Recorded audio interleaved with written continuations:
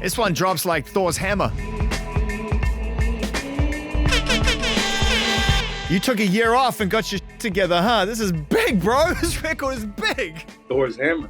Thor's hammer. Welcome back, Jack Harlow. This is what all fans wanted, which was that sort of cheekiness, that ability to be able to speak with confidence, but back it up with great music, man. Let's talk about this song. Where did it come from? Imagery, ideas. Your first song back, man. I'm excited to talk to you. Yeah, man. I'm excited to be here. Yeah, this is one of those ones. I've had it for a few months. A boy wanted to play me the beat. We were in the studio, and as soon as I heard it, those horns have something epic about them. But as soon as those kicks come in, the drums are they're not on the one, so it's like a different type of bounce. So when it hit me, I was like, it's just one of those ones you're like, and you just like when somebody plays a beat in front of a group of people that's that special, and you're sitting there, you feel an obligation to go rap because everyone's like, wow, we'd love for this moment to happen. That's what makes you sort of a performer. So you become a performer in the studio because it's like, okay, let me give these people what I want. Because you're always proving to even your closest company, yeah, I'm really that. So he played me that, and I just started penning something.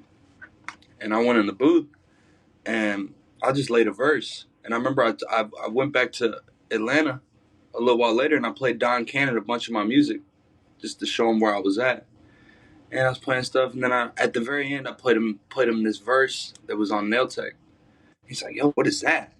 I was like, oh, you like that? He's like, yeah, you need to finish that. So I got it together, man. Did you always kind of intend to spend last year preparing to come back? Do you know what I mean? Because a lot of your contemporaries will just keep feeding, even when you're working. I wanted to stay present last year, but, I knew I had to bring it. I have big plans for myself and, how I represent my generation. And, what I'm going to mean to this next decade. So, I like to take my time and make sure I come with it. I'm a body of work type of artist. So, it wasn't necessarily that we boycotted putting out music last year, but, I just took my time. The record I did with Nas gave me some room to keep cooking. Things just worked out last year. It's crazy. Last year was the biggest year of my career. I really feel like that sort of ability to step away from the treadmill as it pertains to Jack Harlow, like your work ethic, to be able to collaborate in other people's space was great for you because you've been working nonstop. If you take a look, if any Jack Harlow fan knows, 16, 17, 18, 19, 20, 2 and 20.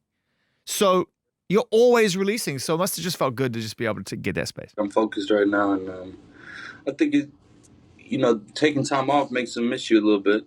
And, I'm not in a place where I can disappear for 2 years yet, but I'm looking forward to getting in a space where I could take my time because the last thing I did was so special that they have no choice but to check for you when you come back. And I see all the great ones I look up to, they get a chance to take their time because they leave such a strong mark. So, it's all about the music first. There's a lot that comes with me now. People are starting to attach to me for different reasons, but for me, it starts with the music. Look at this guy with his baby blues back here. Missed you, man. Good to see you, bro, out here.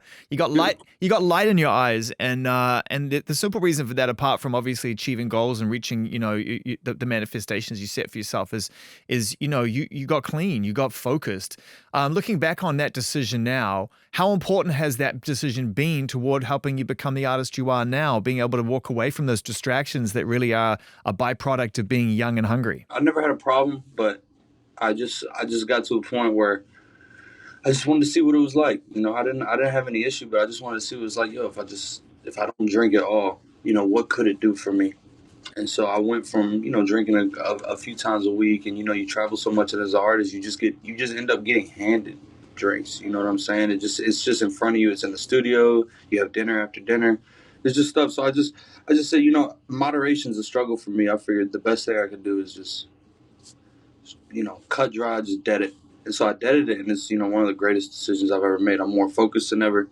I tell people, it sounds crazy, but I feel feeling stronger than I felt them. What I noticed about it is it kind of numbs you. It kind of dulls you down. And now I feel raw. I feel raw feelings I felt like when I was 8 years old. Like, I'm excited about the music. I'm excited. So I'm charged up right now. I'm inspired. I'm in the best shape of my life. Like, I'm really focused, man.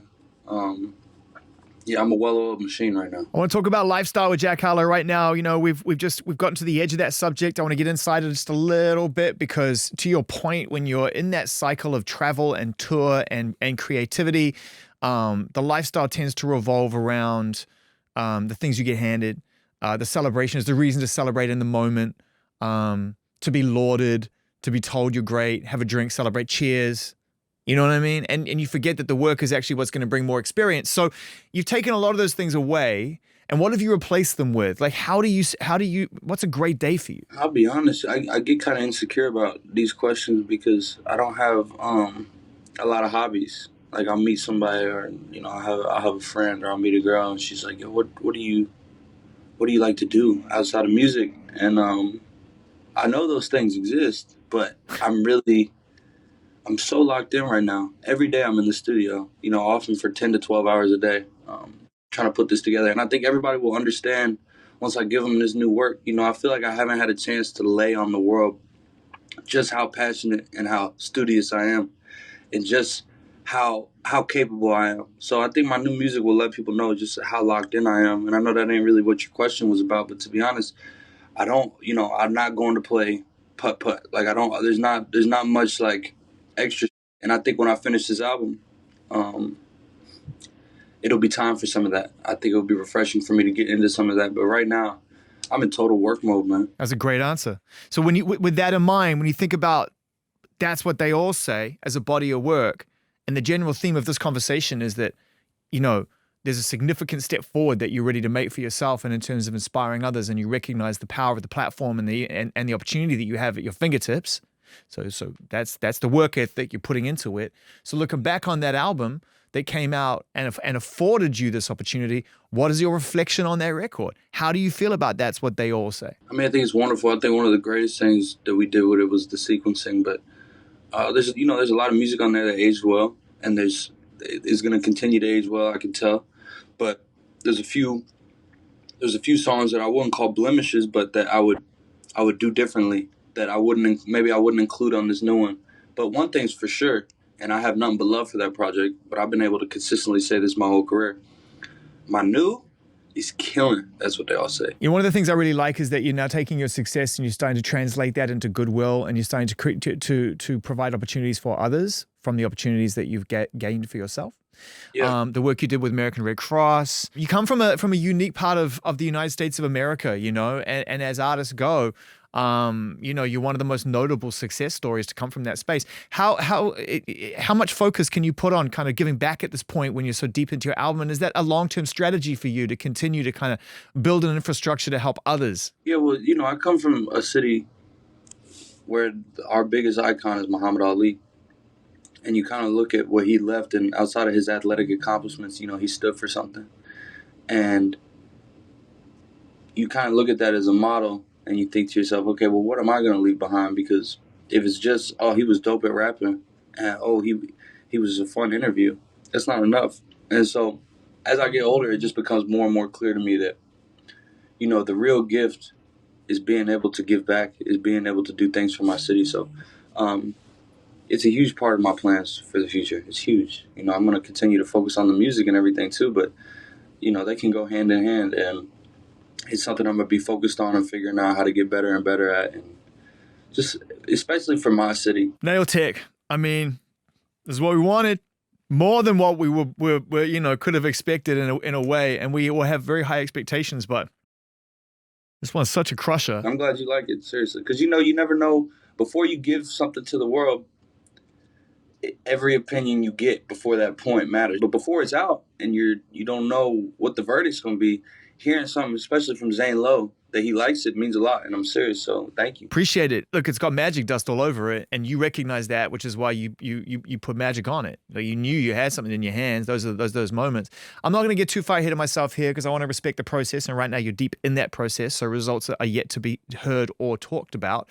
But I do feel like I'm justified and okay to ask this question. Are we nearing the season of a project? We're getting close.